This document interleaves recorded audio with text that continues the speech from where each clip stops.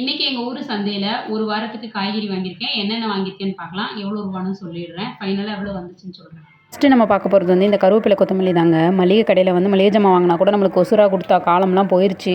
இப்போ 10 ரூபா இது தனியாக போட்டு வாங்குற மாதிரி தான் இருக்குது. அடுத்து வந்து இந்த வாழைப்பழம் தாங்க. எப்பவுமே நிறையா இருக்க வாழைப்பழமாக தான் வாங்குவேன். அதில் நிறைய சாப்பிட முடியாத மாதிரி ஆகிடும். அதனால தான் கம்மியாக இருக்கிற மாதிரி நல்ல வாழைப்பழமாக ஒரு 5 வாழைப்பழம் வாங்கினேன். இதுவும் 10 ரூபா தான். அப்புறம் இந்த கத்திரிக்காய் வந்து இதுவுமே 10 ரூபா தான். நிறையா இருக்கிற கத்திரிக்காயும் இருக்குது. எனக்கு வந்து 4 கத்திரிக்காய் இருந்தால் போதும். எனக்கு ஒரு வாரத்துக்கு தாராளமாக இருக்கும். அதில் பிஞ்சு கத்திரிக்காயாக பார்த்து வாங்கிட்டு வந்தேன். அடுத்து வந்து இந்த உருளைக்கிழங்கு தாங்க. க்ளீன் பண்ண உருளைக்கிழங்குலாம் விற்கிறாங்க. அது எப்படி க்ளீன் பண்ணாங்கன்னு எனக்கு தெரியல. நான் வந்து அதனால் இது வந்து ஃப்ரெஷ்ஷாக இந்த மாதிரி மண்ணு கூட க்ளீன் பண்ணாமல் இருக்கிறதாக தான் நான் வாங்குவேன். அதுதான் எனக்கு பிடிக்கும். நிறையா இருக்குது. 20 ரூபா தான் அது. அப்புறம் வந்து இந்த தக்காளியுமே வந்து கிலோ 20 ரூபா தான். நல்லா எல்லா பழமுமே அருமையான பழமாக இருந்துச்சு. அடிப்படாத பழமாக பார்த்து வாங்கிட்டு வந்தேன். இன்றைக்கெலாம் பிராண்டு போட்டு விற்கிற அப்பளம் கூட வந்து எண்ணெயில் போட்டால் சரியாக புரியாது. இதெல்லாம் டபுள் மடங்கு புரியும். இந்த அப்பளக்கட்டே வந்து 20 ரூபா தான்.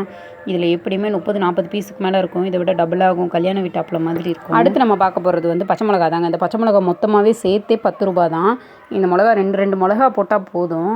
தாராளமாக எனக்கு 2 வாரத்துக்கு வரைக்கும் வரும். இது 10 ரூபா. அடுத்து வந்து கேரட் வந்து எப்பயுமே வந்து நல்ல பெரிய சைஸ்லலாம் நிறைய வச்சு கிடைக்கும். ஆனால் அது எல்லாமே கட் பண்ணி போட்டிருப்பாங்க. அந்த மாதிரி கேரட் வந்து எப்படின்னா பாதி அழுகி போயிருக்கும். அதை கட் பண்ணிவிட்டு மிச்சத்தை கொடுப்பாங்க.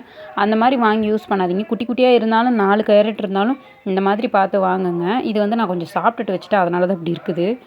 இந்த மாதிரி கேரட் 10 ரூபா. அடுத்து எங்கள் வீட்டில் எல்லாரோட ஃபேவரட் வந்து இந்த வெண்டிக்காய் தாங்க. ரொம்ப நாளாச்சு வெண்டிக்காய் சமைச்சேன். அதனால் இன்றைக்கி நான் விலையை விசாரிக்கவே இல்லை. 20 ரூபான்னு சொன்னாங்க. நல்லா கூட்டு பண்ணி சாப்பிடுவோன்னு சொல்லிட்டு அள்ளிட்டு வந்துட்டேங்க. எல்லாமே பிஞ்சு தான். எல்லாமே நல்லா ஒடியுது. அவ்வளோவுமே ஃப்ரெஷ்ஷானது. ஒன்றும் பூச்சி கூட இல்லை. அந்த ஓட்டைக்கிட்ட எல்லாமே நல்லா தான். அதே மாதிரி இந்த சௌச்சௌ காய்ங்க.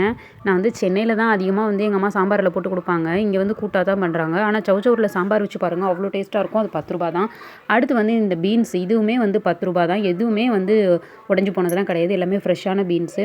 இந்த அவரைக்காவுமே 10 அவரைக்காய் தான். எங்கள் வீட்டில் வந்து ஏன் இந்த மாதிரி காய்கறி வாங்குறேன் அப்படின்னா, எல்லாம் பிள்ளைங்க எல்லாருமே வந்து வெஜிடபிள் சாதம், தக்காளி சாதம், சாம்பார் விரும்புவாங்க. எனக்கும் அதுதான் பிடிக்கும். இந்த மொத்த காய்கறியுமே எனக்கு சேர்த்து எவ்வளோ வந்துச்சுன்னா 150 ரூபா தான் வந்துச்சு. எனக்கு ஒரு வாரத்துக்கான செலவே மொத்தமே 150 ரூபா தான். இந்த வீடியோ பிடிச்சிருந்தா லைக் பண்ணி சேனலை சப்ஸ்கிரைப் பண்ணிக்கோங்க. தேங்க்யூ.